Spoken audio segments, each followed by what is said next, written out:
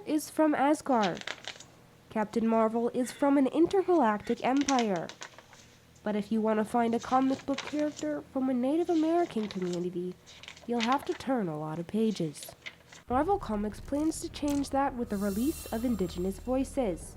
Navajo comic book artist Keith Jim grew up on comics and is looking forward to seeing the characters the artists create. He's excited for the artists to bring a level of authenticity to characters. I can't wait for it to come out and just to see how it should have been from the start. How, Native Americans should have been represented from the start. Cab Comics, located in Flagstaff, is the closest Arizona comic book store to the Navajo Nation. Cab Comics owner Corey Bushnell hopes the series will help educate customers on Indigenous cultures. It's something that we're excited to have in the store and decided to help encourage people to know about. And other people like, this is a special issue from, Marvel with Indigenous people. And people who don't normally would know, it's also encouraging people to learn more.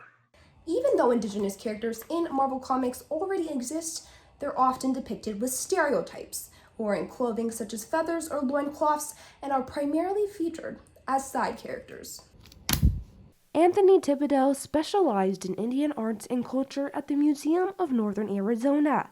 He says that cliches in past comics portray Native people in a negative light. Any character that was a non-white character, usually they were represented in a really stereotypical way, either through their clothing, a lot of times through the way they talk and their accent.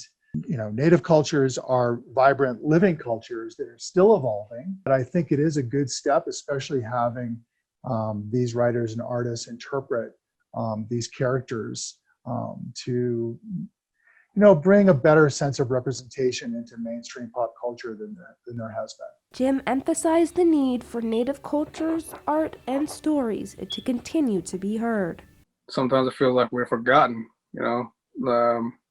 we are still here, so it's important to, stand up. McKenzie Allen-Charmley, Cronkite News.